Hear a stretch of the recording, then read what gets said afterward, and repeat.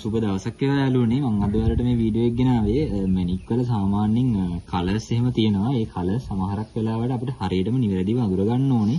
මොකද මේ පාට මත ගල් වල මිල සෑහෙන්න වෙනස් වෙනවා. ඉතින් ඔයාලත් සාමාන්‍යයෙන් කාලයක් තිස්සේ කරන කෙනෙක් නම් සමහරක් වෙලාවට ඔයාලට හොඳට මේ පාට පිළිබඳ අවබෝධයක් තියෙනවා. නමුත් ඔයා මේ ශාස්ත්‍රයට ආධුනික නම් ඔයාලට මේ වර්ණ පිළිබඳ හොඳින් අවබෝධයක් ලබා ගන්න ඕනේ. මොකද නැත්තම් මේ බිස්නස් එක ඔයාලට පාඩු වෙන්න පුළුවන්. ඉතින් අපි අද බලමු කොහොමද මේ පාටවල් දීලා තියෙන්නේ කියලා. විශේෂයෙන්ම නිල් පාට සහ ඊට පස්සේ පින්ක්, ඊට පස්සේ පද්මරාග, ඒ වගේම ඊට පස්සේ මම උදාහරණයකට විතරක් ගෙනල්ලා තියෙනවා කනකයක්, ඒ කියන්නේ ක්‍රිසෝබෙරිල්ලක්, ඊට පස්සේ කොබෝල් ස්පිනල් එකක්, ඊට පස්සේ රෙඩ් ස්පිනල් එකක්. ඊට පස්සේ අපි බලමු මෙන්න මේ ගල් කීපය පිළිබඳ අද සරල අදහසක්. ඉතින් විශේෂයෙන්ම පාට සම්බන්ධව ගත්තාම සෑම මැණික් ගලකම පාට කියන එක ඉතාමත් වැදගත්. එතනනුත් නිල් මැණික් වල තමයි ගොඩාක්ම විදිහට මේ වර්ණය කියන එක වැඩිපුරම සලකා බලන්නේ. ඊට පස්සේ තියෙන පින්ක් වල තමයි. පින්ක් සහ රූබි වලට තමයි. ඉතින් එතකොට මෙන්න මේ වර්ණය ගත්තාම මේ තියෙන්නේ පැස්ටල් බ්ලූ කියන ගල් කෑල්ල. ඒ කියන්නේ යන්තම් නිල තියෙන්නේ මේ ගලේ. එතකොට මේ තියෙන යන්තම් නිල තියෙන්නේ. ඊට පස්සේ මේ සර්ටිෆිකේට් එකෙත් මෙන්ෂන් කරලා තියෙනවා පාට ඇවිල්ලා පැස්ටල් බ්ලූ කියලා. මේ තියෙන්නේ පැස්ටල් බ්ලූ ගල. ඒ කියන්නේ යන්තම් තමයි නිල් පාට තියෙන්නේ. ගලේ පොඩ්ඩක් නිල් පාට තියෙනවා. වැඩිපුර තියෙන සුදු ගතියට. ඊට පස්සේ එතනින් එහාට ගියාට පස්සේ සාමාන්‍යයෙන් කෝන් ෆ්ලවර් පාට තියෙනවා. මේ තියෙන්නේ කෝන් ෆ්ලවර් ගල. මේ තියෙන්නේ කෝන් ෆ්ලවර් බ්ලූ එක. එතකොට මේ සර්ටිෆිකේට් එකේ මෙන්ෂන් කරලා තියෙනවා මෙන්න මේ ගලේ පාට කෝන් ෆ්ලවර් බ්ලූ කියලා. සමහරු අරද්ද ගන්න දෙයක් තමයි කෝන් ෆ්ලවර් බ්ලූ එකට තුන්වෙනි පාට කියලා සමහරු කියනවා.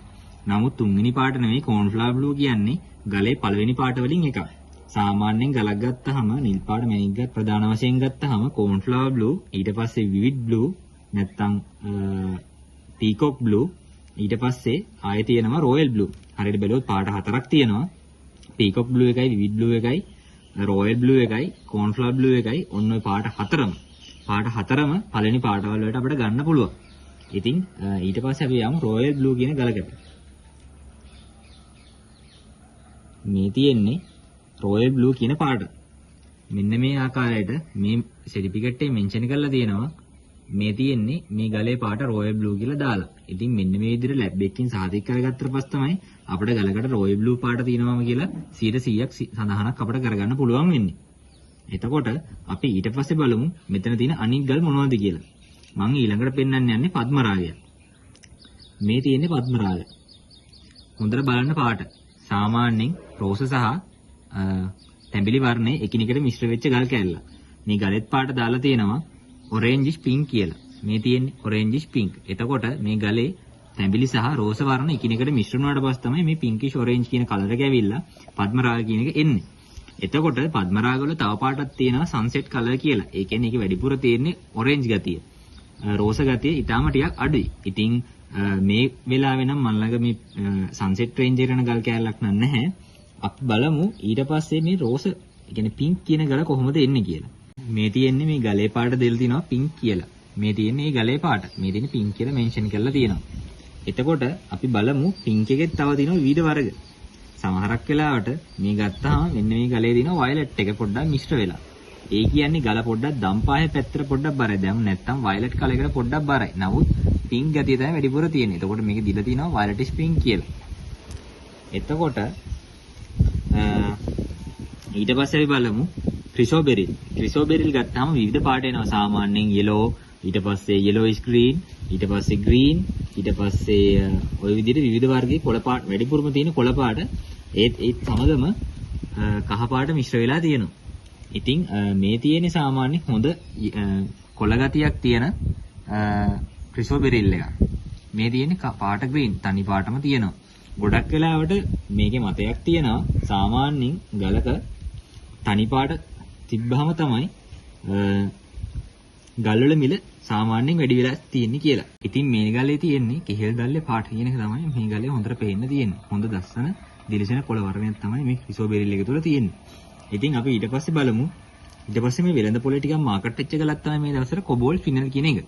මේ කොබෝල් ෆිනල් කියන එක ආවට ගියාට සෑමෝම කියනවා සමහරක් වෙලාවට තද නිල් පාට තිබ්බහම මේක කොබෝල් ෆිනල් කියලා. නමුත් එහෙම කොබෝල් ෆිනල් කියලා එන්නේ නැහැ. සාමාන්‍ය ගලක හොඳ දකින්න නිල් පාට වර්ණයේ තියෙන ඕනේ කිරින්චි ගලක. ඒ වගේම හොඳ ලස්සන මේ જાතියේ ලස්සන නිල් පාටක් මේ ගලේ තියෙන්න ඕනේ. දැන් මේ බලන්න මේ සර්ටිෆිකේට් එකේ දීලා තියෙනවා කලර් එක බ්ලූ. ඒ වගේම නැචරල් ස්පිනල් කොබෝල්ට් ස්පිනල් කියලා දාලා තියෙනවා. මේක කොබෝල්ට් වලින් තමයි පාට ලබා දීලා තියෙන්නේ ගලේ වර්ණය එන්න.